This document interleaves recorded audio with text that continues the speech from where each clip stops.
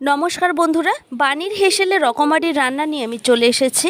আমার চ্যানেলে আপনাদের সবাইকে স্বাগত জানাই। আজকে আমি তৈরি করে দেখাবো নতুন স্বাদের একটা বড়া রেসিপি। ভিডিওটি ভালো লাগলে লাইক শেয়ার করবেন। চলুন তবে রেসিপিটা শুরু করা যাক।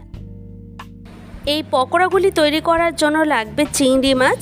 আমি এখানে এই চিংড়ি মাছগুলিকে 10 মিনিট আগে নুন আর হলুদ মাখিয়ে রেখেছিলাম। এখন একটা ছুরির সাহায্যে ঠিক এইভাবে চিংড়ি মাছগুলিকে কেটে নেব। যেহেতু এখানে অল্প চিংড়ি মাছ আছে তাই আমি একটু কেটে নিচ্ছি। তবে এই জায়গায় কুচু চিংড়ি ব্যবহার করলেও পকোড়াগুলি কিন্তু খেতে খুবই ভালো লাগবে। তো আমি এখানে এগুলিকে কেটে নিয়ে একটা বোলের মধ্যে তুলে নিচ্ছি। দেখুন কতটুকু চিংড়ি মাছ নিয়েছি। এবার কিছুটা কলমি শাক নিয়ে নেব। আমি শাকগুলিকে অলরেডি আগে থেকেই ভালো করে জল দিয়ে ধুয়ে নিয়েছি। এবার শাকের মাথার দিকের অংশগুলি নেব আর পিছনের অংশটা ফেলে দেব। এখন আমি কলমি শাকের পাতাগুলিকে ঠিক এইভাবে ছুরির সাহায্যে ঝিরিঝিরি করে কেটে নেব। এখানে শাকগুলি কাটা হয়ে গেছে। এখন এগুলিকে তুলে নেব। একবার দেখিয়ে দিচ্ছি কতটুকু শাক নিয়েছি। এরপর এর মধ্যে দিয়ে দেব ছোট এক বাটি পেঁয়াজ। আমি এখানে দুটো মিডিয়াম সাইজের পেঁয়াজ নিয়েছি আর দেব 3টে কাঁচা লঙ্কা। এই লঙ্কাগুলিতে খুবই ঝাল হয় তাই আমি 3টেই নিচ্ছি। এখন এটাকেও কেটে নেব। তবে এখানে ঝালটা কিন্তু যে যার স্বাদ অনুযায়ী বাড়িয়ে বা কমিয়েও নিতে পারেন।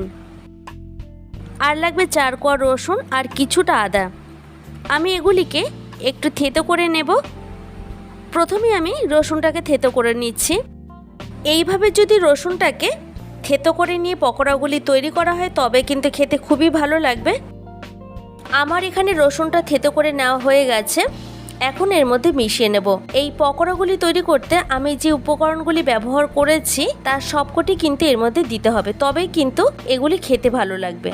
একই রকমভাবে আমি আদাটাকেও এখন থেতো করে নেব, কারণ আদা যদি কুচিয়ে নিয়ে বড়া করা হয় তাহলে খেতে একদমই ভালো লাগে না, পার্সোনালি আমি মনে করি। তবে এখানে আদা রসুনটাকে কিন্তু ঝিরিঝিরি করেও কেটে নেওয়া যেতে পারে। এরপর দেবো 1 টিস্পুন কালো জিরে, দিচ্ছি স্বাদ অনুযায়ী নুন আর 1/2 টিস্পুন হলুদ গুঁড়ো, 1 পিঞ্চের মতো চিনি। এটা পুরোপুরি অপশনাল, তবে চিনিটা দিলে খেতে একটু ভালো হয়। আর দেব 4 টেবিল স্পুন বেসন।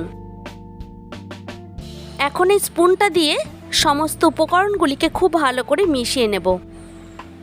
আমি হাত দিয়ে ভালো করে মেখে নিচ্ছি। আর একটা কথা বলে রাখি, এর মধ্যে কিন্তু কোনো জল দেওয়ার একদমই প্রয়োজন নেই, কারণ যেহেতু এর মধ্যে পেঁয়াজ আর নুন মেশানো আছে তাই এখান থেকে জল ছাড়বে আর তাতে কিন্তু মিশ্রণটি মাখা হয়ে যাবে। আমি এই সমস্ত উপকরণগুলিকে 2 থেকে 3 মিনিটের মতো খুব ভালো করে মেখে নিয়েছি। এটা মেখে বেশিক্ষণ রাখার একদমই প্রয়োজন নেই।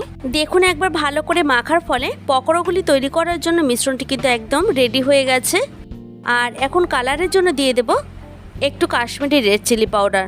এখন এটাকেও এর মধ্যে ভালো করে মিশিয়ে নিতে হবে। আমি 5 মিনিট বাদে বড়াটাকে ভেজে নেব। এরপর চলে যাব লাস্ট অ্যান্ড ফাইনাল স্টেপে। তার জন্য গ্যাসের ওপর একটা কড়াই বসিয়ে দিয়েছি।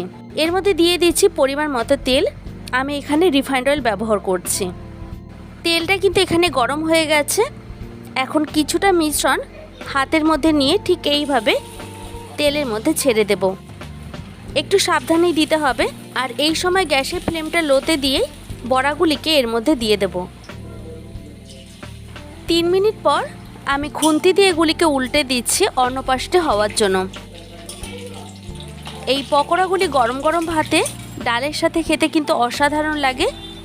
তো এগুলি ভাজা হয়ে গেছে। এখন এক এক করে একটা প্লেটে তুলে নেব।